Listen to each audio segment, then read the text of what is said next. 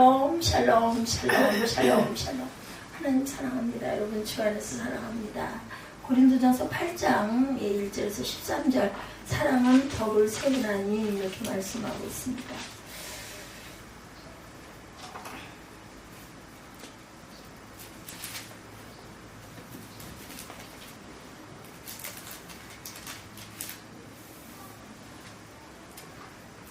하지만 다시 한번 보고 가도록 하죠. 8장 1절에서 13절.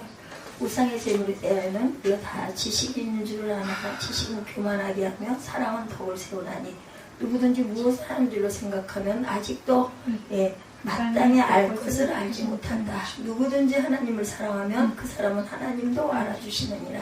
그러므로 우상의 재물을 먹는 일에 대하여는 우리가 우상은 세상에 아무것도 아니고 또한 하나님은 한 분밖에 없는 줄 아노라. 비록 하늘에나 땅에나 신이라 불리는 자가 있어 많은 신과 많은 주가 있으나 그러나 우리에게는 한 하나님 곧 아버지가 계시니 만물이 그에게서 났고 우리도 그를 위하여 있고 또한 한 주 예수 그리스도께서 계시니 만물이 그로 말미암고 우리도 그로 말미암아 있느니라. 그러나 이 지식은 모든 사람에게 있는 것이 아니므로 어떤 이들은 지금까지 우상에 대한 습관이 있어서 우상의 제물로 알고 먹는 거로 그들의 양심이 약하여지고 더러워지는 약하여예요? 악하여예요? 약이에요? 약 맞아요. 음식은 우리를 하나님 앞에 내세우지 못하나니 우리가 먹지 않는다고 해서 다 못 사는 것도 아니고 먹는다고 해서 더 잘 사는 것도 아니니라. 그런즉 너희의 자유가 믿음이 약한 자들에게 걸려 넘어지게 하는 것이 되지 않도록 조심하라. 지식 있는 내가 우상의 집에 앉아 먹는 것을 누구든지 보면 그 믿음이 약한 자들의 양심에 담력으로도 우상의 재물을 먹게 되지 않겠느냐. 그러면 내 지식으로 그 믿음이 약한 자가 멸망하나니 이는 그리스도께서 위하여 죽으신 형제라. 이같이 너희가 형제들에게 죄를 지어 그 약한 양심을 상하게 하는 것이 곧 그리스도에게 죄 짓는 것이니라. 그러므로 만일 음식이 내 형제를 실족하게 한다면 나는 영원히 고기를 먹지 아니하여 내 형제를 실족하지 않게 하리라. 바울이 이렇게 얘기하고 있습니다. 사랑은 그걸 절제해 주는 것도 그 사람이 그걸로 인하여 시험이 든다면 안 먹어주는 것도 덕을 세우는 것이다. 이 사랑함이 아주 중요하죠. 제가 꼬마 때 읽었던 전례 동화 중에 이런 이야기가 있어요. 어떤 선비가 글을 읽고 있는데 한 여인이 방으로 뛰어들어갔다고 해요. 이 여인은 선비를 연모하는 여인이었고 그 정을 주체하지 못해서 뛰어들었다고 합니다. 근데 선비가 자고 있는데 여인이 방으로 뛰어들었어요. 옛날에도 이런 일이 있었나 보죠. 이 선비는 일륜지도를 가르치면서 여인을 꾸짖었고 회초리를 때려서 밖으로 쫓아냈다고 합니다. 근데 한 늙은이가 나타나 이 선비에게 자네는 판석 가면 되지만 정성 가면 안 되네 이런 이야기를 했다고 그래요. 이 늙은이의 왈 정욕에 지지 않았으니 범인은 아니고 판석 가면 된다. 정성감이 되려면 그 여인을 잘 달려서 보냈어야 하는 건데 그걸 붙잡아서 회초리를 쳤으니 판석 가면 될 망정 정성 가면 덕이 있는 정성이 될 수는 없다. 이 이야기는 우리가 도리를 바로 지킨다고 하면서 실수할 때도 많다라는 것을 교훈으로 얘기합니다. 단편적인 생각으로는 문제가 있을 때 그에 대한 단적인 대처만이 답인 것 같지만 실은 그렇지 않을 때가 참 많죠. 이유가 어디 있는지 이렇게 알아봐야 돼요. 양쪽 얘기를 다 들어봐야지 한쪽 얘기만 듣고 한쪽 얘기가 나랑 가깝다고 해서 내 가까운 버시고 친지고 아니면 형제 자매라 해서 상대방을 무조건 아니라고 몰아붙여서는 안 된다는 겁니다. 우리는 섣불리 어느 것이 옳다고 상대방을 정죄하기가 참 어려운 문제고 그것이 바른 중심을 가지지 않고 단지 정죄함을 위한 것이 될 때 큰 실수를 하기 쉽다라는 거죠. 성도가 살아가면서 마음을 따른다고 할 때는 비슷한 일들이 많이 일어나요. 그렇죠? 말씀 따른다고 살면서 남에게 정죄할 때가 얼마나 많은지 정말 조심해야 됩니다. 특별히 우리는 단순히 이래도 저래도 괜찮은 세상의 진리가 아니라 하나님의 그 지엄하신 말씀을 지키면서 살아가는 저와 여러분들이기 때문에 이 문제가 더욱더 중요하고 조심해야 합니다. 하나님의 말씀은 대강 지켜서 될 문제가 아니라 목숨 걸고 지켜야 돼. 내가 죽을지언정 내가 죽는다 해도 그죠? 근데 그러다 보니 이 사실 자체는 분명히 옳고 우리는 반드시 그렇게 살아야 하지만 그것을 지키는 우리가 죄 많은 인간이다 보니 실수할 때가 너무나 많아요. 누구도 나는 예외야 이럴 사람은 아무도 없습니다. 성경에 따른다면 그것이 반드시 엄격한 것만이 답이 아니라 오히려 어떤 경우에는 하나님보다 더 엄격한 경우들이 발생하기도 한다. 특히 오늘날의 교회들이 말씀을 준수하기보다는 사람의 비율을 맞춰주는 것이 더 많다고 보니까 반대쪽에서는 오히려 역부족인 현상들이 발생합니다. 사람을 쉽게 재단하고 판단하는 데만 능숙한 사람을 만들어낸다는 것이죠. 우리가 잘못된 단정적 판단은 자주 하나님의 뜻이 아닐 수 있다는 것을 알아야 합니다.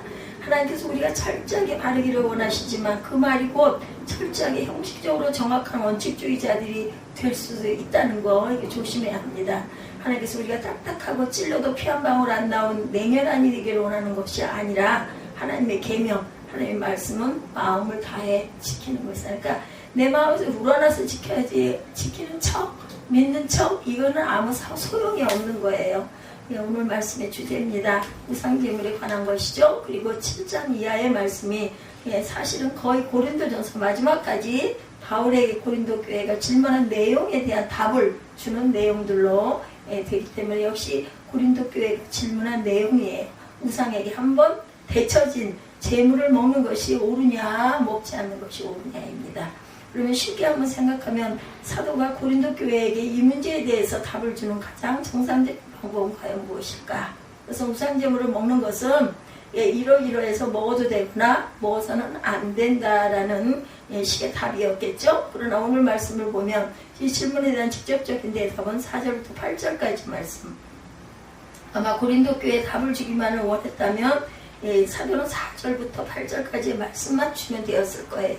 4절에 그러므로 우상의 제물을 먹는 일에 대해서는 우리가 우상은 세상에 아무것도 아니며 하나님은 한 분밖에 없는 줄 아노라. 하늘에나 땅에나 신이라 불리는 자가 있어 많은 신과 많은 주가 있으나 그러나 우리에게 한 하나님 아버지가 계시니 만물이 그에게서 났고 우리도 그를 위하여 있고 또한 한 주 예수 그리스도께서 계시니 만물이 그로 말미암아 우리도 그로 말미암아 있느니라. 그러나 이 지식은 모든 사람에게 있는 것은 아니므로 어떤 이들은 지금까지 우상에 대한 습관이 있어서 우상의 제물로 알고 먹는 거로 그들의 양심이 약하여지고 더러워지느니라. 음식은 우리를 하나님 앞에 내세우지 못하나니 우리가 먹지 않는다고 해서 더 못 사는 것도 아니고 먹는다고 해서 더 잘 사는 것도 아니다. 그러니까 조심할 건 조심해라 하는 뜻이겠죠.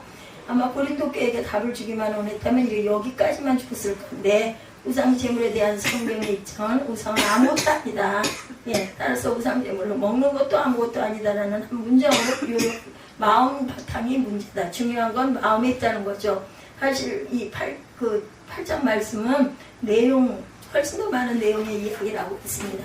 사도는 우상 제물을 먹을까요 말까요 라는 질문에 대해서 먹지 말아라 이 문제에 대한 답만을 주기를 원하지 않아요.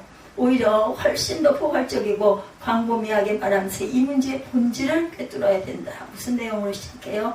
우상제물에 대한 통용되는 지식입니다. 이 문제에 대한 성경이 우리에게 말씀해 주시는 해답과 또한 더불어 함께 우리가 깊게 할 내용 과연 어떤 것일까? 제일 먼저 사도가 이 질문에 대한 대답을 어떻게 시작하고 있어요? 우상의 제물에 대하여는 우리가 다 지식이 있는 줄 아나 지식은 교만하게 하며 사랑은 덕을 세운다. 그러니까 아는 채 아주 옳은 채, 바른 채 이웃 중요하지 않다라는 거죠. 사랑의 마음으로 포용할 줄 알아라입니다. 사도 바울은 고린도 교회 사람들에게 우리가 우상의 제물에 대해 지식이 있다, 알고 있다, 어떻게 해야 되는지를 안다. 그 이야기에 이 말은 당시 사람들에게 통용되는 우상 제물에 관한 인식이 있었다라는 뜻이에요. 그렇게 보면 고린도 교회 사람들이 이에 대한 질문은 어찌 보면 모르는 것을 물었다기보다는 그죠? 기준, 그걸 다시 한번 어떻게 이거를 해야 정말 정확한가요? 하고 기준에 대한 것을 확인하기 위해서 질문한 거예요. 우상제물을 먹는 문제에 대해서는 어찌어찌 해야 하는 것을 우리가 알지만 사도의 의견을 들어 이 문제에 일단락을 짓고 싶다. 참 이렇게 할 수도 없고 저렇게 할 수도 없고 참 난처합니다. 안타깝습니다. 안 믿는 사람 아니면 또한 처음 믿은 사람 이런 사람들 이 우상제물로 인해서 실족할 수도 있는데 우리가 이걸 어떻게 해야 합니까? 믿는 자들이 묻는 거죠. 보편적으로 통용되던 우상제물에 대한 지식 성경의 다른 부분을 찾아보면 초대교회 당시 우상제물에 대해 교회가 공적으로 정리한 내용이 있어요. 사도행전 15장 말씀에 이방 선교가 시작된 무렵에 예루살렘 공회가 모여서 결의한 내용들을 담고 있습니다. 당시 이방인 그 개종자에게 모세의 법대로 할례를 받지 아니하면 능히 구원을 얻지 못하리라. 1절에 그런 주장하는 사람들이 있었고, 사도행전 15장 1절 말씀입니다. 이 문제로 최초의 공교회적 성격의 회의가 열렸어요. 이 예루살렘 공의회에서 사도와 장로들이 내린 결정은 모세의 법대로 행해야 한다는 주장에 대해서 너희가 어찌하여 하나님을 시험하여 우리 조상들과 우리도 능히 매지 못하던 멍에를 제자들의 목에 두려느냐. 10절에 이렇게 말씀하고 있습니다. 사도행전 15장 10절입니다. 모세의 법대로 할례를 행하여 구원 얻는다는 자들을 정죄하고 다만 우상의 더러운 것과 음행과 목매어 죽인 것과 피를 말리려고 먼저 하는 것이 가하니라. 20절이에요. 이렇게 말씀하고 있어요. 20절은 이것을 좀 풀어서 우상의 제물과 피와 목매어 죽인 것과 음행을 어떻게 해요? 멀리해라 말씀하고 있습니다. 29절에는 또한 우상의 제물과 피와 목매어 죽인 것과 음행을 멀리하라고 얘기를 하죠.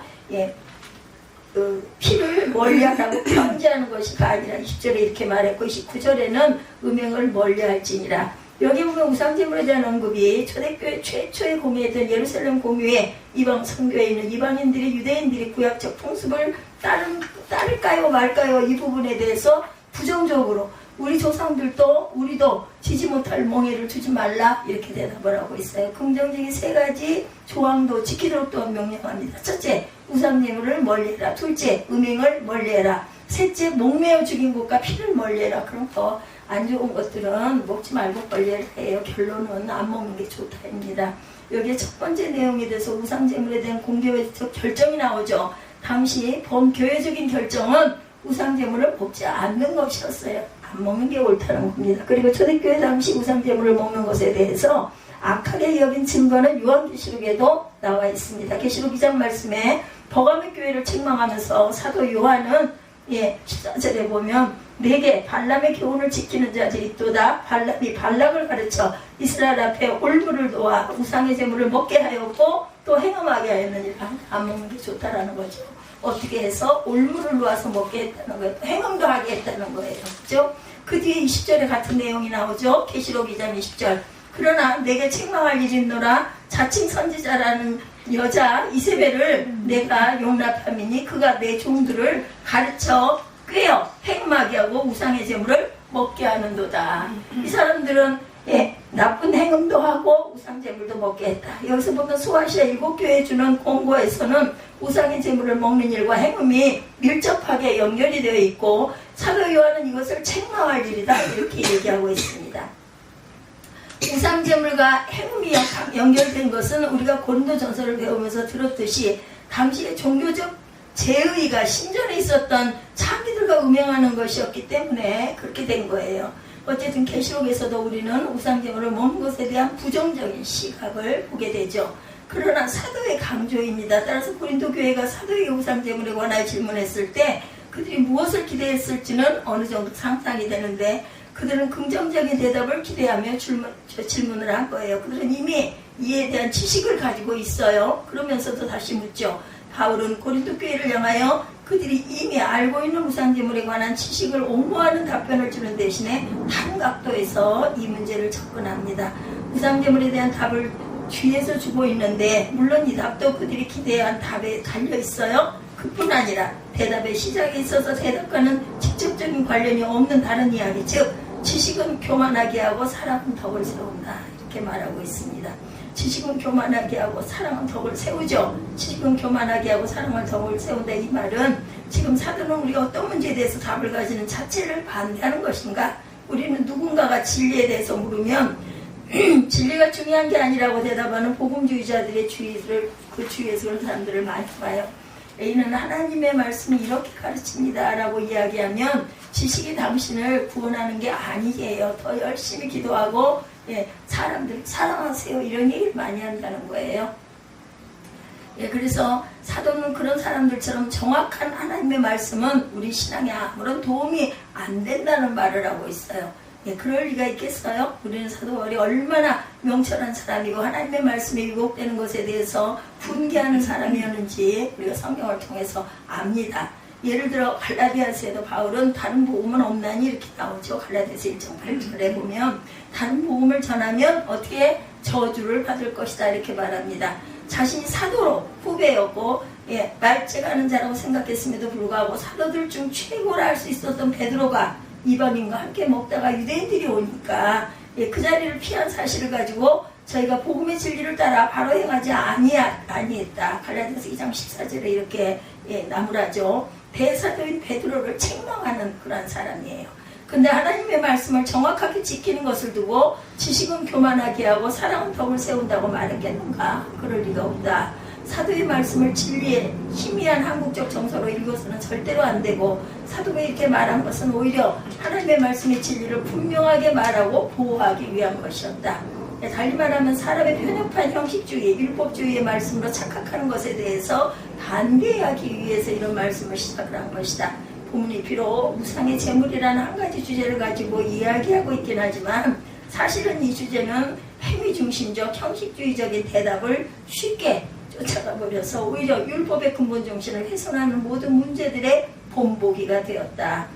즉 우리가 율법의 그 껍데기를 쫓지 않고 본의를 쫓는 방식이 무엇인지를 이 주제가 보여줍니다. 율법 가르침의 목적은 형식이 아니라 어디에 있다? 사랑에 있다는 거예요. 2절과 3절이죠. 지식과 하나님의 사랑이라는 두 가지 요소가 나오죠. 그러나 이들은 서로 대조가 되어 있어요.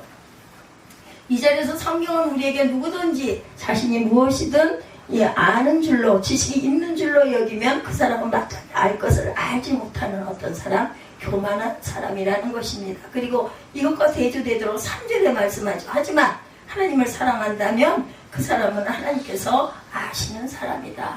이렇게 얘기하고 있어요. 이 말씀을 우리가 주변에서 두루 만나듯이 두루 뭉술한 사람만 말하면서 하나님을 향한 지식을 내팽개치라는 뜻이 아니고, 칼빈이 이 부분에 대해서 주석한 내용을 보면 짧은 문장 속에 3번이나 이것은 하나님을 향한 지식이 가치 없다는 것을 말하는 것은 아니다라고 강조합니다. 종교개혁기기가 그랬다면 지금처럼 반지성주의가 교회 안에 만연한 곳에서는 더 강조할 거겠죠. 이 말씀은 사랑이라는 말로 하나님을 모르는 무지를 덮어버려도 된다고 생각하는 사람을 변명하는 것은 결코 될 수 없다. 그래서 잠언의 중점에 보면 2장 6절에 대저 야훼는 지혜를 주시며 지식과 명철을 그 입에서 내심이며 라고 말씀해요. 지혜와 지식 명철의 줄기가 어디에서? 야훼 하나님께로부터 나온다라는 거죠. 그 출처가 분명 우리가 가지고 있는 지혜와 지식의 출처는 여호와 하나님께서로옵니다. 따라서 오늘 고린도전서에 나타나 있는 지식 역시 예외가 아니에요. 고린도 교회 중 누구든지 우상에 관한 지식이 있다면 그 지식의 출처는 야훼 하나님이 되어야 한다. 잠언 3장 7절에도 스스로 지혜롭게 여기지 말지어다 야훼를 경외하며 어떻게 해요? 악을 떠날지어다 이렇게 말씀합니다. 잠언은 2장에서 지혜와 지식의 출처가 야훼 하나님이라고 말씀했고 3장에서는 그러니 너희는 스스로 내 자신이 지혜롭다고 생각하지 말아야 한다라는 거예요. 두 내용이 합치면 그렇습니다. 지식이란 출처가 야훼 하나님이시지 내가 아니다. 그렇죠? 그러므로 너는 내가 지혜롭다고 생각하지 말아라. 3장 7절에서도 지식에 대한 결말을 맺고 있죠. 야훼를 경외하며 악을 떠날지어다. 놀랍게도 지식은 야훼를 경외하는 거예요. 지식과 야훼의 경외가 밀접하게 결부되어 있지 않은 환경에서 자라는 우리들에게는 성경의 개념이 매우 낯섭니다. 경건주의 풍토에서 우리는 머리로 아는 것과 하나님을 경외하는 것이 반대편에 있는 것처럼 생각하면서 그렇게 많이들 살아왔지만 잠언이 가르치고 있는 진실은 지식인 야훼 하나님의 것이고 따라서 그 참된 지식을 소유하는 가장 정확한 방법은 야훼 하나님을 경외하는 것이다 이렇게 말씀하고 있어요. 이 말을 다르게 말하면 하나님을 경외하는 사람이야말로 참된 지식을 소유한 사람이라는 뜻입니다. 그럼 잠언의 스펙트럼을 가지고 다시 모든 말씀 2, 3절을 보도록 하죠. 오늘 말씀 잠언과 똑같은 말씀을 하고 있죠. 누구든지 무엇을 아는 줄로 생각하면 이 사람은 아직 제대로 알지 못하는 사람이다. 잠언 말씀에 그 말씀 있죠. 선줄로 생각할 때가 넘어질까 조심하라고도 말씀을 합니다. 이 지식은 말하자면 스스로 지혜롭다고 생각하는 지식, 자기는 안다고 생각하는데 사실은 그것은 참 지식이 아니라 교만일 뿐이다. 오히려 하나님을 사랑하는 사람이 하나님의 아시는 바가 되었다라는 거죠. 3절을 직역하면 하나님을 사랑하는 사람이 하나님을 향해 알려진 사람이라는 뜻입니다.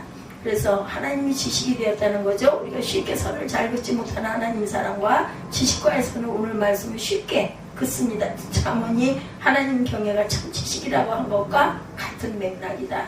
그래서 1절 말씀이 뭐라고 그래요? 지식은 교만하게 하며 사랑은 덕을 세운다는 제목이기도 합니다. 이 말은 참된 지식은 뭐를 동반한다? 사랑을 동반한다라는 거예요. 헛된 사람의 지식은 사람을 교만하게 하고 다른 사람을 쉽사리 판단하게 만들고, 따라서 그것은 사실은 참된 지식이 아니다. 그리고 이러한 자기 교만은 하나님을 사랑하는 것이 아니라는 것, 하나님을 사랑하지 않기 때문에 그 지식은 사실은 지식이 아닌 것이다. 우리는 이런 일을 주면서 얼마나 많이 볼 수가 있어요. 많이 보죠. 고린도 교회 중에 아마 우상제물에 대한 문제가 논쟁이 되었을 때 이 문제에 대해서 내가 분명히 알고 있어. 사람들이 모여서 사도들이 모여서 예루살렘 공의에 우상제물 먹는 일을 금지하지 않아 라고 하면서 자신의 지식을 과시한 사람들이 당연히 분명히 있었을 겁니다. 그러나 만약 우리가 어떤 지식을 가질 때 그것이 참된 지식이 되려면 그 지식은 반드시 하나님 경외가 중심이라는 거예요. 하나님을 향한 사랑이 거기에 동반되어야 한다. 그 경외나 사랑이 없이 지식을 가진다면 그것은 사실 지식이라기보다는 교만이다. 올바른 개혁신앙을 추구하는 사람들 중에 이런 사람 정말 많이 있을 수 있기 때문에 우리는 특별히 더 주의해야 합니다. 그리고 실제로 이제껏 이렇게 개혁신앙을 추구하는 사람들이 많이 만나보면서 이런 사람들 많이 보죠. 너무 교만한 사람들. 목사라고 하면서 대답도 안 하고 근처에 가기도 딱 외면해버리고, 이거 정말 잘못된 거거든요. 이해가 안 가는데 어쨌든 이런 사람들을 의외로 많이 보게 된다는 거죠. 하나님은 참으로 사랑하는 데서 나온 것이 아니기 때문에 진짜 지식이 아니어서 사람을 칼질하고 재단하기 위한 것뿐이라면 이 지식이야말로 바로 오늘 본문이 말하고 있는 가짜 지식, 자기 교만이라는 것입니다. 지식 있는 것 때문에 자랑하면서 정작은 그것을 가지고 누군가에게 너는 이게 잘못이야 라고 말하는 법만 배운 사람은 하나님 사랑을 배우지 못했기 때문에 가짜라는 거예요. 그러니까 남을 정죄하는 것이 정말로 중요하고 조심해야 될 부분이다. 만약 우리가 누군가를 판단하거나 저울질하는 일이 있다면 그 일을 행하는 사람들은 그 판단을 당하는 사람보다 몇 배나 더 아파하고 신중하게 생각할 줄 알아야 된다. 비난을 하면서 거기에 눈물을 담고 있지 않다면 그 비난은 열매가 나타나지 않을 뿐 아니라 그 사람은 바른 지식을 가진 것이 아니라 교만을 가진 사람, 정말 조심해야 합니다. 하나님께서 가르치신 지식은 우리가 생각하는 단순한 정죄보다 더 깊기 때문이다. 우상제물은 아무것도 아니나 그것이 고린도교회 율법의 진리인 사랑을 뛰어넘는 규칙이 되어버렸다. 우리의 보편적 실수입니다. 그리고 이어서 오늘 말씀은 고린도교회가 어떤 면에서 이런 잘못된 지식을 갖게 되었는지를 설명하죠. 4절과 6절에. 그리고 8절이 문제에 대한 핵심적인 대답입니다. 고린도교회 사람들의 결정적인 실수는 우상제물을 먹는 문제가 아무것도 아닌 것에 대한 명확한 이해를 결여했다. 이것 없이 사람이 얄팍한 판단으로 대하다 보니 우상제물을 먹지 말아야 한다는 예루살렘 공의의 결정은 율법적으로 지켜내는 것이 충성이고 진리를 향한 열정인 것처럼 보였던 건데, 오늘 말씀 우상제물을 먹는 문제에 대해서 대답하죠. 4절에 우상은 아무것도 아니며 우상의 제물을 먹는 일은 아무것도 아니다. 그래서 6절 말씀에 세상 만물은 하나님께로부터 난 거며 또한 한편으로는 우리 주 예수 그리스도로부터 말미암은 것이다. 즉 세상의 신은 홀로 하나님만 존재하시고 세상의 모든 것들은 이 하나님과 그리스도로부터 난 것이기 때문에 물건 자체에 의의를 두는 것은 어리석은 일이다. 먹도 상관없다라는 거예요. 그래서 이 주제의 결정적 답변이라 할 수 있는 것은 8절이죠. 식물은 우리를 하나님 앞에 세우지 못하나니 우리가 먹지 아니하여도 부족함이 없고 또한 먹어도 별 문제가 없는 것이다. 아닌 것입니다. 결국 우상제물에 관한 성경적 답변이란 만물이 원 하나님께서 나오고 그리스도로부터 말미암음으로 만물 스스로 자체적으로 나쁘고 악한 것이라는 건 없다. 그래서 8절 말씀처럼 식물 따위는 먹어도 그만 먹지 않아도 그만 그게 그렇게 중요한 게 아니다. 우리를 하나님 앞에 세우지도 못하고 하나님 앞에 우리를 깎아내리지도 못하는 존재가 바로 먹은 그 식물이라는 거예요. 그래서 우리가 그것을 먹는다고 해도 악을 행하는 것이 아니고 먹지 않는다고 해서 의로워지는 것도 아니다. 이런 대답을 들은 고린도 교회 사람들을 상당히 보고서 얼마나 깜짝 놀랐겠어요. 그죠? 계속해서 내려온 전통이 뭐예요? 악한 것, 그런 거 더러운 거 절대로 먹지 말아라였는데 바울은 이렇게 청천벽력과 같은 답을 줍니다. 신앙적 혁명입니다. 이를 제대로 이해하지 못한 사람들은 물 자체에 종속되어 있는 신앙이다. 하나님을 믿는데 그 신앙이라는 것이 율법을 준수하는 것을 통해 만족을 얻는 신앙. 이것은 바리새인과 율법주의자들이죠. 그것과 비슷하고 오늘날 우리들 중에도 이런 신앙이 많기 때문에 이 말씀은 오래 낡은 것만이 아닌 사람들도 규칙 수준에 얽매여 율법 핵심적 내용인 하나님 사랑, 이웃 사랑을 보지 못하는 사람들이 많이 있다. 오늘 본문의 이 문제, 저도 어렸을 때 이런 부분의 말씀을 많이 읽었습니다. 제사장에 올라가는 음식, 제사상에 올라가는 음식 절대 먹지 말라 이렇게 가르치죠. 이유는 성경적 이유가 아니라 귀신과 같은 경우는 뭐가 붙었어. 더러운 게 붙었을 수도 있고 거기에 사단이 역사할 수도 있으니까 절대로 그런 거 우상에게 절한 거 먹지 마. 이런 얘기 많이 들었죠. 거기서 나눠주는 도시락을 어떤 선생님이 돌아가셔서 거기서 나눠주는 도시락을 먹고는 복통을 일으켜서 마음속으로 제사 음식을 벗어나게 벌받았구나 이런 생각을 했던 학생이 있었다고 그래요. 그런 얘기 있습니다. 아유 그거 먹어가지고 그런 거야. 저도 많이 들었어요. 계명을 말씀하신 하나님을 모른 채 어떤 행위 규범 안에 영향력이 있다고 생각하는 것, 이렇게 할 때 나중에는 규칙만 나고 규칙을 말씀하신 하나님은 사라져버린다라는 것. 이것은 실제 신앙이 아니다. 고린도교회 사람들 중에 질문을 한 사람들 다수가 바울이 자신들의 편을 들어서 엄격하게 말해줄 걸 기대했어요. 그러나 하나님의 말씀을 전하는 사도는 그런 방식의 율법 자체에 얽혀서 율법의 그 정신을 잊어버리는 것은 잘못된 것이다. 우상제물은 아무것도 아닌데 그것을 준수하느냐 아니냐, 율법의 본인 사랑을 뛰어넘어 버리는 것이 잘못이다 이렇게 가르칩니다. 마지막 행동 원리 따라서 형제들을 실족치 않게 하는 것은 오히려 법칙입니다. 그래서 사도는 이와 전혀 다른 규칙을 고린도교회에 전달하죠. 헛된 지식이 아니라 참 지식을 말합니다. 참 지식은 이후 이 우상제물을 먹는 문제에 대한 실제적인 해답을 주면서 주어지죠. 9절에 우상제물을 먹는 것에 대한 성경의 대답은 만물이 하나님의 것이고 우상제물은 아무것도 아니니 먹든지 말든지 그것이 너희를 세우지도 멸하지도 못한다. 그럼 이제 우리는 어떻게 행동해요? 사도는 고린도교회의 이 율법적 행위를 준수하는 것만 우상제물을 먹는 문제보다 더 중요한 형제 사랑에 대해서 이야기를 합니다. 우상제물을 먹는 것을 질문했는데 형제 사랑 이야기가 튀어나와 이건 도대체 뭘까? 자주 그렇듯이 고린도교회 교인들이 눈에 보이는 별로 중요하지 않은 먹어야 하느냐 말아야 하느냐의 문제 때문에 정작 중요한 형제 사랑을 파괴했다는 거예요. 우상제물을 먹든 안 먹든 중요한 게 아닌데 그것 때문에 어제까지 이제까지 형제자매였던 사람들이 두 쪽으로 갈라져서 싸우게 되는 일이 발생될 수 있다. 우리는 이런 일을 정말 많이 보죠. 농담이 아니라 그죠? 실제로 전 세계에서 가장 많이 싸우는 교회 한국교회라고 합니다. 그러나 이 싸움의 불씨가 하잘것없는 그런 일일 때 얼마나 많은가. 그로 인해서 형제 사랑에 상처를 입혀서는 안 된다는 겁니다.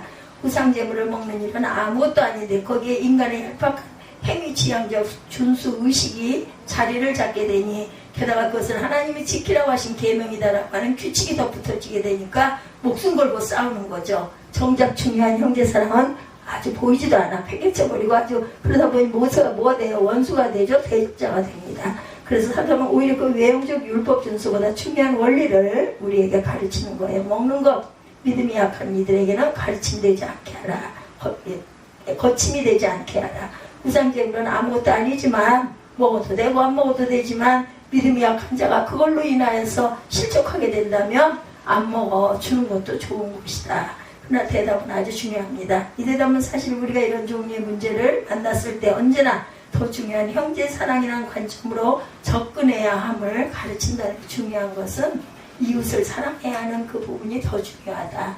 우상제물은 아무것도 아니다 까지만 들었으면 그것을 듣고 바로 다음날부터 우상제물을 먹기 시작하는 사람들이 있을 건데 이것은 율법주의로 형제를 정죄하는 것만큼이나 위험하다.